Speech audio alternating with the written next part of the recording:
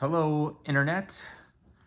Thought I'd catch up with you guys again here real quick. I don't think this is going to be as long of a video as I've had the last couple of times. I've been getting up to like 17, 18 minutes, which is a little bit longer than I would like. This one hopefully will be a little more of a bite-sized chunk here. In the middle of a busy time, sometimes I talk about how things are quiet and I only put out a video maybe a couple times a month. But right now, there's plenty going on where I can post a video roughly once every week or 10 days. And so I just wanted to update you because there has been stuff going on since I posted about exactly 1 week ago. I was at Mayo Clinic on Monday and Tuesday. I had 7 appointments, I think, labs, CT scans. It was extremely busy. Not only my schedule, but just at Mayo, things were really busy. Parking was tough. I had to wait quite a while. My CT scan on Monday, usually from the time I check in until the time I'm walking out is maybe about an hour or maybe an hour and 15 minutes. It was 2.5 hours just for that one thing. But anyway, the good news is that I have an updated CT report, chest, abdomen, pelvis, which takes a look at everything that's going on.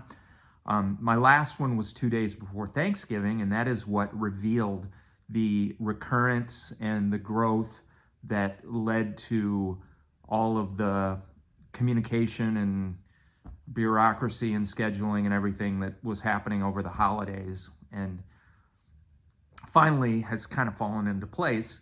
As you know, I've had 2 cycles of treatment, which includes chemotherapy and my targeted monoclonal antibody therapy, which is the panitumumab drug, and my little nuclear grenade that I bring home.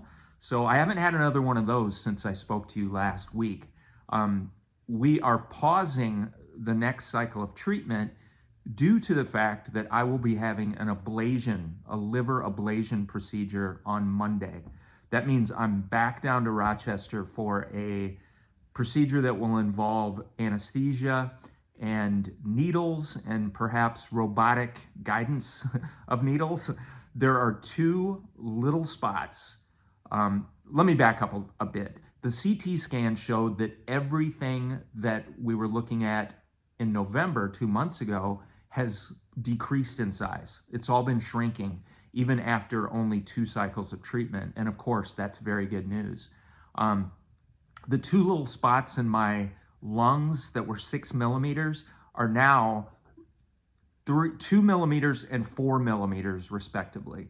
And everybody that I talked to on Tuesday, my appointments, not only with my oncology team, but radiology teams, they're very confident that those spots are resolving. And I said, what exactly do you mean by resolving? I mean, we know they're shrinking, but the consensus is that they are probably going away. We never knew that they were malignant in the first place because they're too small to biopsy. It's just that in 3 successive scans, they had been in the same place and growing slightly. So that, caused a concern. And of course, we want to be on top of those things. But anyway, so now it seems that my lung issues are completely off the table. And if I'm going to be on treatment for a while, whatever is left there has always responded well. And as we've said, it's shrinking and perhaps resolving. Now, in the liver, there's not one, there are 2 small spots on the order of 13, 14 millimeters. They're in completely different areas of the liver. Both of those diminished in size down to about 1 centimeter, 10 millimeters. That's small. It's pretty small. One of them is in a precarious position. It's on the dome of the liver, and it abuts. They were saying that it's in proximity to the stomach and the diaphragm, which means to do the ablation procedure, it's a technically complex procedure where they have to do a little more work to make sure the stomach is out of the way and that they're not bruising or, somehow causing any trauma to the diaphragm itself. So I was told that my ablation procedure on Monday will be longer than the normal ablation procedure. I will probably be asleep for about 4 hours. The procedure itself doesn't take that long, but from, being on the table and the prep and, all that, and then afterwards waking up, they said, I basically, it could be a 4 hour thing. So, and there's also a chance that they would keep me overnight on Monday. A lot of times, ablation procedures are an in and out thing. Like you go in and the procedure's done in the morning or maybe the early afternoon, and then they watch you for a couple hours and can send you home. But again, because of the fact that this one is a little more technically challenging, they're saying for me to be prepared to stay overnight if necessary. So that is a potentiality.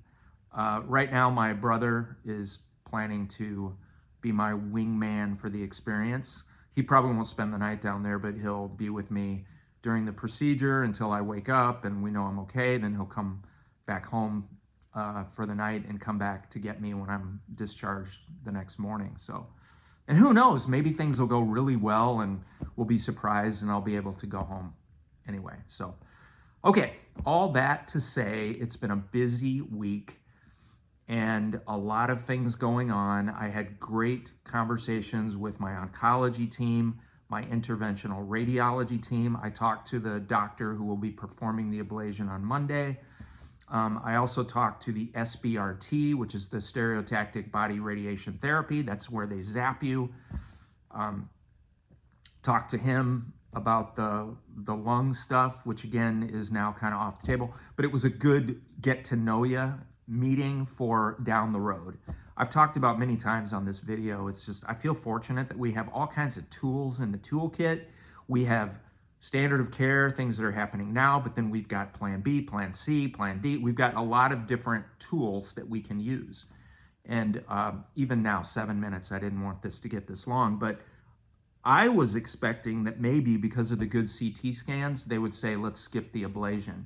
But interestingly, we had green lights and zero hesitation or doubt from any of my doctors and teams that they thought, heck, it's great that your treatment is working, but we've already got this ablation on the calendar. Let's get these spots anyway.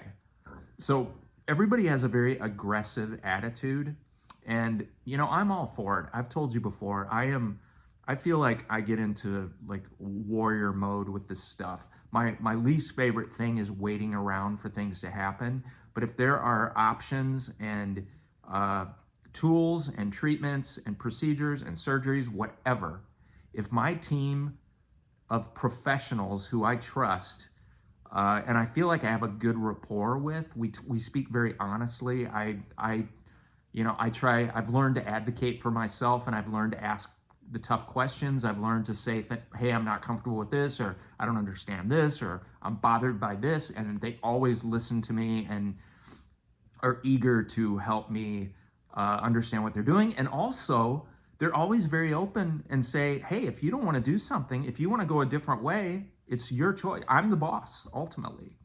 So it is an interesting balance between my discernment together with my family and, my loved ones, but then also in conjunction with my medical teams. And so far, it seems like we're always coming to a pretty good consensus. So, okay, last thing I wanted to say is I am, I would say, mildly suffering with the side effects of 2 cycles of treatment. You may not be able to see very well on this video, but my skin, it's like I have a perpetual sunburn. My face and my forehead hurt. My scalp is covered with little scabs and pimples and rash that itch. I'm applying creams, hydrocortisone creams, and just moisturizing creams. Fortunately, my fingertips are still intact. I've noticed a couple of really small, almost like paper cuts in my thumb on my right hand and my middle finger, the middle finger of my right hand.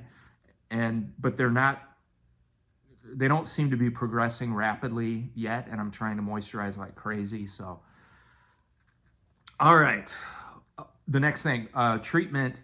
We will skip one cycle of treatment, which would have been next week on the 4th of Feb. We will skip that one because I don't need to have all those drugs through my body right before or right after this ablation procedure and anesthesia and recovery and all that stuff. So my next cycle of treatment will be on the 18th of Feb, which means I will have had about exactly 4 weeks between the second and the third cycle.